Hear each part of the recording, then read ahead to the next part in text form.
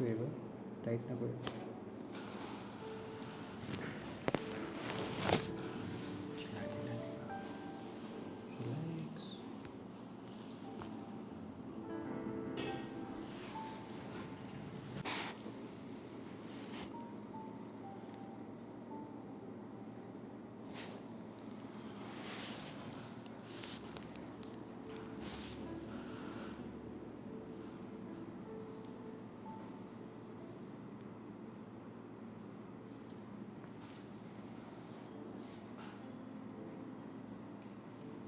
উশাহ ল'বা উশাহ লোৱা এৰা জোৰকৈ আকৌ লোৱা এৰা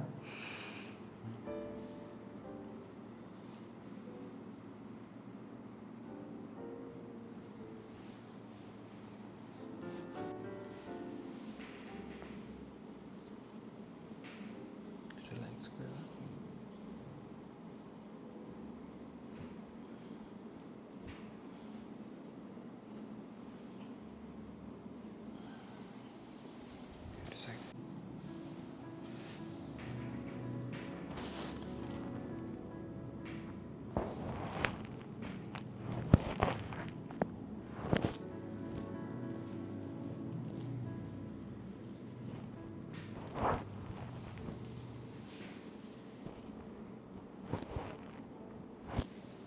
চিধা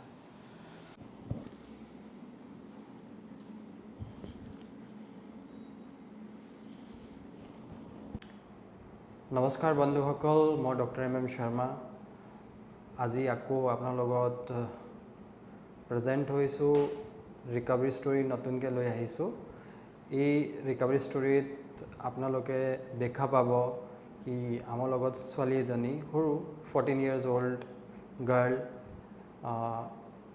সিমৰন কাশ্যপ ট্ৰিটমেণ্ট কৰাই আছিলে আমাৰ লগত লাষ্ট 10 daysৰ পৰা এখেতে মোৰ লগত ছেশ্যন ল'লে কাইৰোপ্ৰেক্টিক ছেশ্যন 5টা এখেতৰ প্ৰব্লেম ছোৱালীৰ প্ৰব্লেমটো হ'ল পশ্চাৰ ৰিলেটেড প্ৰব্লেম আছিলে যেতিয়া আহিছিলে ইণ্টেন্স বিষ লৈ আহিছিলে ষ্টিফনেছ ইমান বেছি আছিলে কি গাটো ইমান ভালকৈ লৰাব নোৱাৰে আৰু লগতে এখেতৰ যেতিয়া ষ্টিফনেছ বেছি হৈ গৈছিলে লগতে অলপ জিনজননি হাতলৈকে ভৰিলৈকে এইখিনি চিমটমো আহি গৈছিলে তো এখেতৰ মাতৃ মোৰ লগত আছে এখেতৰ পৰা জানো কি কেতিয়াৰ পৰা চিমটম কেনেকুৱা ধৰণৰ চিমটম আছিলে আৰু কিমান দিনৰ আগৰ পৰা এইটো আৰম্ভ হৈছিলে এনেকুৱা প্ৰথম অনুভৱ কৰিছিলে 14 জুনত অ'কে 14 জুনত তাই লিখি আছিলে তাৰপিছত লিখিব পৰা নাই ক্লাছো কৰি আছিল বেক পেইন হৈছে আৰু মানে পূৰা চিঞৰিছে যে মোৰ বিষ হৈছে মই থাকিব পৰা নাই তাৰপিছত সেইদিনাখন ভাবিছোঁ তাই তলমুখে লিখা পঢ়া কৰিছে কাৰণে হৈছে পাছত কণ্টিনিউ সেইটো থাকিবলৈ ল'লে অ'কে তাৰপিছত মই প্ৰথমতে নগাঁৱত দেখুৱাইছিলোঁ তাৰ পৰা গুৱাহাটীলৈও নিলোঁ অ'কে কিন্তু মানে তাই ভাল নাপালোঁ মই ভাল নোপোৱাৰ পিছত এমাহ তেনেকৈ গুচি গৈছে অ'কে এমাহ আগত আহিছিলোঁ অহাৰ পিছত এতিয়া যিখিনি আমি পাইছোঁ প্ৰথমতে তাই হাতে লিখিব নোৱাৰা হৈ গৈছিল এক্সাম দিবই পৰা নাছিলে হাতৰ জিনজিননি আৰু খোজকাঢ়িলে ভৰিটো দি খোজকাঢ়িব নোৱাৰিলে একদম খুব হেভি হৈ গৈছিল এতিয়া ইয়াত কৰাৰ পৰা বিশেষকৈ মই আজি 3 দিন ধৰি তাই মানে সম্পূৰ্ণ মুভ কৰিব পাৰিছে আৰু খোজকাঢ়িব বা লিখিব পৰা হৈছেগৈ বৰ্তমান সময়ত ধৰক মই আৰু আছে মোৰ 2টা ছেশ্যন কিন্তু বৰ্তমান সময়ত মই যিখিনি পাইছোঁ সেইখিনি ভালেই পাইছোঁ হয় হয় তো এতিয়া আগৰ দৰে চিমটম নাই মানে এতিয়া তাই মানে ধৰি লওক এতিয়া লিখাও আৰম্ভ কৰিছে লিখোঁতে আজি আপুনি কৈছে কি একো কষ্ট পোৱা নাই তাই কোৱা নাই যে আজি চিমটম আহিছে বুলি হয় হয় তাই আজি স্কুলৰ পৰা এছাইনমেণ্ট দিছিলে সেই এছাইনমেণ্ট কৰিছেহি আৰু তেতিয়া তাইক মই সুধিছোঁ কিবা প্ৰব্লেম পাইছা নেকি নাই পোৱা বুলি কৈছে তাই তো এয়া মাতৃ মুখৰ পৰা আমি এষাৰমান কথা শুনিছোঁ যে প্ৰব্লেম কেনেকুৱা আৰম্ভ হ'ল আৰু প্ৰব্লেম যদি আমি ডিছকাছ কৰিবলৈ লওঁ কি কাৰণ কি থাকিলে হয় কি 14 বছৰীয়া যোৱা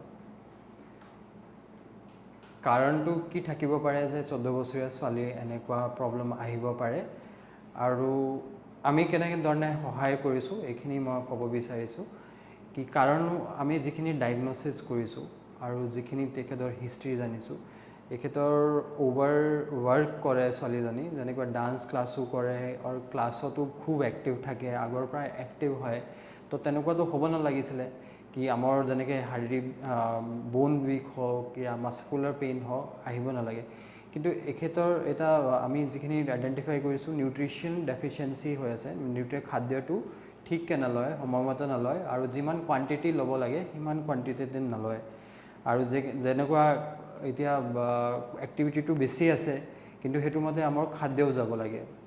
আৰু ছেকেণ্ড কথা হ'ল আমাৰ যিখিনি আজিকালি স্কুল বেগছ এখেতৰ ভাৰটো বেছি হয়, সেইটো আমাৰ লং টাইমৰ কাৰণে বেয়া হ'ব পাৰে। যেনেকুৱা যদি আমি সৰুকালৰ পৰা ক্লাছ 1ৰ পৰা এইটো বেছি হেভি বেগটো কেৰি কৰি থাকোঁ স্কুললৈ, তো পিছত গৈ এনেকৈ কণ্ডিশ্যনটো আহিব পাৰে য'তে আমাৰ স্পাইনটো বেণ্ড হ'ব পাৰে।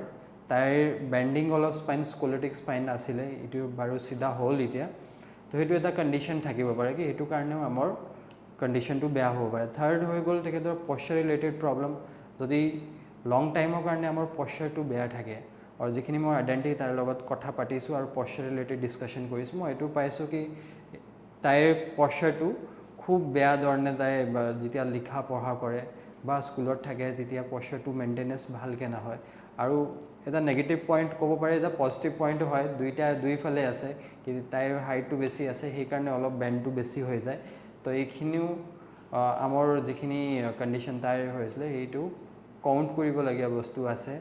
তো প্ৰত্যেক পেৰেণ্টছৰ কাৰণে আমি এটা মেছেজ দিব বিচাৰোঁ যে আপোনালোকৰ খুব আজি ল'ৰা ছোৱালীৰ নিউট্ৰিশ্যনেল ডেফিচিয়েঞ্চি হৈ আছে। তো এইখিনি আপোনালোকে সময়মতে যিখিনি আমাৰ টাইম মতে ল'ৰা ছোৱালী নিজেও এতিয়া ডাঙৰ হৈ আহিছে, সিহঁতক খোৱা বোৱা ভালকৈ কৰিব লাগে, টাইমমতে কৰিব লাগে আৰু প্ৰটিন জাতীয় বস্তু বেছিকৈ খাব লাগে।